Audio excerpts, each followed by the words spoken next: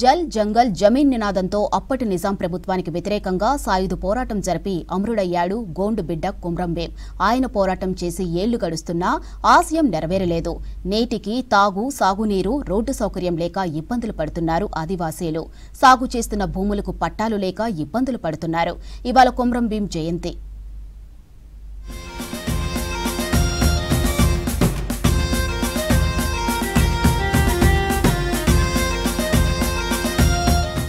గిరిజన పోరాట వీరుడు కుమురం భీం అడవి బిడ్డల హక్కుల కోసం నిజాం పాలనకు వ్యతిరేకంగా జల్ జంగల్ జమీన్ నినాదంతో పోరు చేశారు.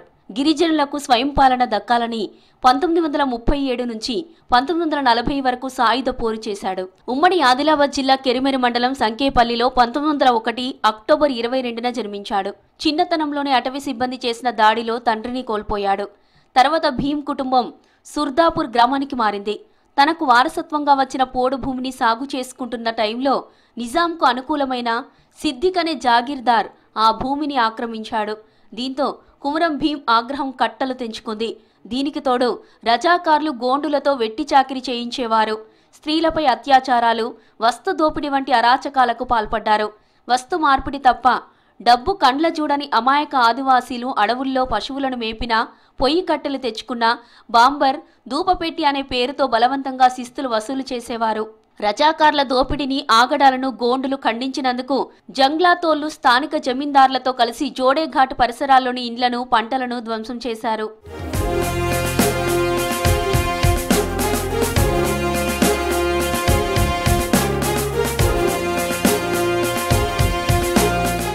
తెల్ల దొరలపై మన్యసీమలో 1922 నుంచి 1924 వరకు అల్లూరి సాగించిన మన్యం పోరాటం స్ఫూర్తితో కుమురం భీం జోడేఘాట్ గుట్టల నుంచి నిజాం పాలకులపై తుడుం మోగించాడు.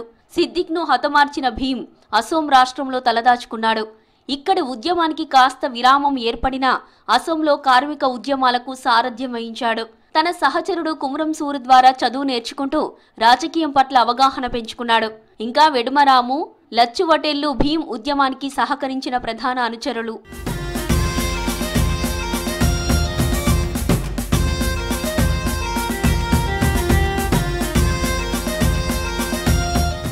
సూరు సాయంతోనే భీం ఆదివాసీ హక్కుల పోరాటానికి తగిన ప్రణాళిక సిద్ధం చేసుకున్నాడు. ఆసిఫాబాద్ పరిధిలోని జోడేఘాట్, బాబేచరి, పట్నాపూర్, టోకెన్నవాడు, శివగూడ, చెల్బరిడి, భీమన్ గొంది, కల్లేగావ్, అంకుషాపూర్, నర్సాపూర్, కేశగూడ, లైన్ పటల్ అనే 12 గ్రామాలకు చెందిన యువకుల సైన్యంతో కుమురం భీం వాటిని స్వతంత్ర గోండు రాజ్యం ప్రకటించుకున్నాడు. ఆసిఫాబాద్ జిల్లా కలెక్టర్ అబ్దుల్ సత్తార్తో జరిపిన చర్చలు సఫలం కాలేదు. కుల పెద్దల సలహా మేరకు తమ డిమాండ్లను అర్జీ రాసుకుని నిజాం నవాబు మీర్ ఉస్మాన్ అలీఖాన్ బహదూర్కు విన్నవించడానికి హైదరాబాద్ వెళ్తే అధికారులు భీంకు అనుమతి ఇవ్వకపోవడమే అవమానించారు. దీంతో ఉద్యమ కేంద్రంగా ఎంచుకున్న జోడేఘాట్ గుట్టల నుంచి భీం పోరాటానికి సిద్ధపడ్డాడు. రాజీ పడిని కుమురం భీం పోరాట పటిమకు చలించిన నిజాం సర్కార్ ఓ మెట్టు దిగివచ్చి మన్యం గిరిజనుల ప్రధాన సమస్య అయిన వారి భూములకు పట్టాలిస్తామని వర్తమానం పంపింది. పట్టాలే కాదు, అడవిపై సర్వ హక్కులు, గూడాలకు స్వయం పాలన కావాలని కుమురం భీం మరోసారి డిమాండ్ చేశాడు.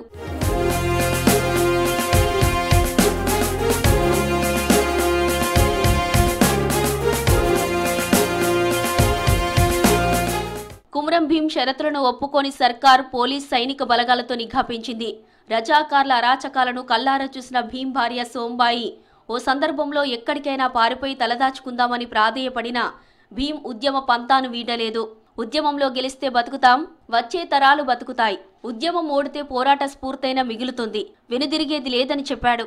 చివరకు కుర్దు పటేల్ రహస్య సమాచారంతో జోడేఘాట్ గుట్టల్లో కుమురం భీం 1940లో వీరమరణం పొందాడు.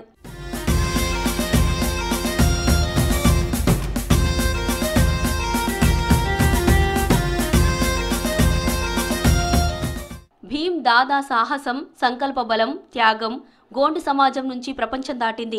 ఇంగ్లాండ్ నుంచి హైదరాబాద్ వచ్చిన ఆంథ్రోపాలజిస్ట్ ప్రొఫెసర్ హైమర్ నార్ఫ్ ఆదిలాబాద్ ఏజెన్సీ ప్రాంతాల్లో నివసిస్తున్న గోండు, కోలం, కోయ, పారతాన్, నాయకపూడు గిరిజనులతో మమేకమై వారి మీద పరిశోధన చేసిన ఫలితంగానే వారు ఆదిమ గిరిజనులుగా బాహ్య ప్రపంచానికి పరిచయమయ్యారు. ఆనాటి కుమురం భీం పోరాట ఫలితంగానే భారత రాజ్యాంగంలో ఆదివాసీలకు అవసరమైన హక్కులను 5వ, 6వ షెడ్యూల్లో చేర్చడమే గాక వారికి ప్రత్యేకమైన రిజర్వేషన్ సౌకర్యం కల్పించారు.